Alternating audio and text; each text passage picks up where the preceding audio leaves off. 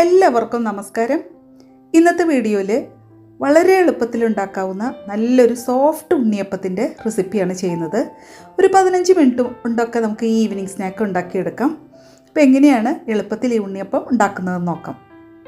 ഇതുണ്ടാക്കാനായിട്ട് ഞാനിവിടെ ഒരു 10 ഫ്രഷ് ആയിട്ടുള്ള പഴുത്ത ചക്കച്ചുള കുരു ചവണിയൊക്കെ മാറ്റി എടുത്തിട്ടുണ്ട്. അത് മിക്സിയുടെ ബൗളിലേക്ക് ഇട്ട് കൊടുക്കാം.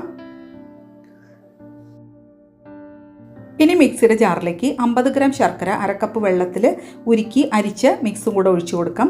ഫ്ലേവറിനായിട്ട് ഏലക്കായുടെ തരി ഇട്ട് കൊടുക്കാം. 2 ഏലക്കായുടെ തരിയാണ് എടുത്തിരിക്കുന്നത്. എല്ലാം കൂടെ നല്ല ഫൈൻ പേസ്റ്റായിട്ട് നമുക്ക് അരച്ചെടുക്കാം. ഇനി ഇതിലേക്ക് ചേർക്കുന്ന ബാക്കി ഇൻഗ്രീഡിയൻസ്: ഒരു 1/4 കപ്പ് റവ, വറുത്ത റവയാണ് എടുത്തിരിക്കുന്നത്, 1/2 കപ്പ് മൈദ, 1 കപ്പ് ഗോതമ്പ് പൊടി. ഇനി ഇതിലേക്ക് 1 കപ്പ് വെള്ളം എടുത്തു വെച്ചിട്ടുണ്ട്. ഒന്നിച്ച് ഒഴിച്ചു കൊടുക്കാതെ ആദ്യം ഒരു 3/4 കപ്പോളം വെള്ളം നമുക്ക് ഒഴിച്ചു കൊടുക്കാം. ഇനി ഒന്ന് ഇളക്കിയിട്ട് മിക്സിയിൽ നന്നായിട്ട് അടിച്ചെടുക്കാം. അപ്പോൾ ഈ ഒരു അയവിലാണ് കിട്ടിയിരിക്കുന്നത്. 1 കപ്പ് വെള്ളം മിക്സ് ചെയ്തെടുത്തതിൽ 1 ടേബിൾ സ്പൂൺ ഒഴിക്കുക. ബാക്കി എല്ലാ വെള്ളവും ഇതിലൊഴിച്ച് മിക്സ് ചെയ്തെടുത്തു. ഈ 1 ടേബിൾ സ്പൂൺ വെള്ളത്തിൽ 2 നുള്ളു ബേക്കിംഗ് സോഡ ഒന്ന് ചേർത്ത് മിക്സ് ചെയ്ത് ഈ മിക്സിലേക്ക് ഒഴിച്ച് നന്നായിട്ടൊന്ന് അടിച്ച് മിക്സ് ചെയ്തെടുക്കാം.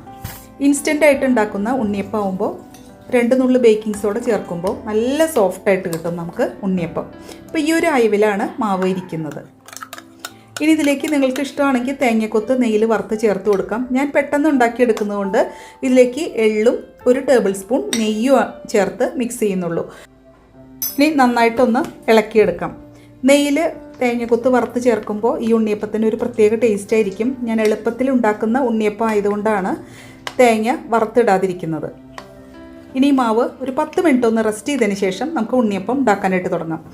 ഉണ്ണിയപ്പച്ചട്ടി ചൂടാക്കി, നാടൻ പലഹാരമായതുകൊണ്ട് ഞാൻ വെളിച്ചെണ്ണ ഒഴിച്ചിട്ടാണ് ചൂടാക്കിയിരിക്കുന്നത്. വെളിച്ചെണ്ണ നന്നായി ചൂടായി വന്നതിന് ശേഷം മീഡിയം ഫ്ലെയിമിലേക്ക് ആക്കി വെച്ച് നമുക്ക് മാവ് ഒഴിച്ചു കൊടുക്കാം. വെളിച്ചെണ്ണ നന്നായി ചൂടായി വന്നിട്ടുണ്ട്. മീഡിയം ഫ്ലെയിമിൽ വെച്ചതിന് ശേഷം ഓരോ കുഴിയിലും ഒരു 3/4 ടേബിൾ സ്പൂൺ മാവ് ഒഴിച്ച് നമുക്ക് ഫ്രൈ ചെയ്തെടുക്കാം. ഞാൻ ചെറിയ ഉണ്ണിയപ്പമായിട്ടാണ് ഉണ്ടാക്കിയെടുക്കുന്നത്.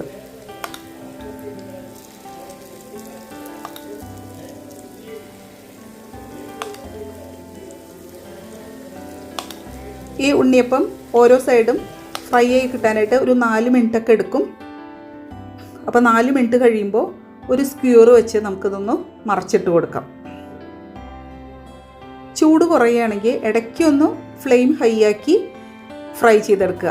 ഏറ്റവും ലോ ഫ്ലെയിമിലിട്ട് ഫ്രൈ ചെയ്തെടുക്കുകയാണെങ്കിൽ ഈ ഉണ്ണിയപ്പത്തിൽ എണ്ണ കുടിക്കും. അപ്പോൾ അതൊന്ന് പ്രത്യേകം ശ്രദ്ധിച്ചാൽ മതി.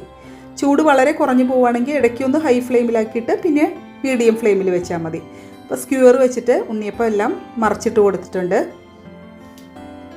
അടുത്ത സൈഡ് ഒരു 3 മിനിറ്റ് കഴിയുമ്പോഴേക്കും ഉണ്ണിയപ്പം ഫ്രൈ ആയി കിട്ടും.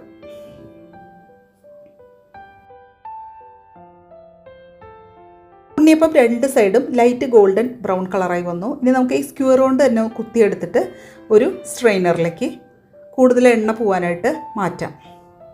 ബാക്കിയുള്ള ഉണ്ണിയപ്പം ഇതുപോലെ തന്നെ ഫ്രൈ ചെയ്തെടുക്കുക.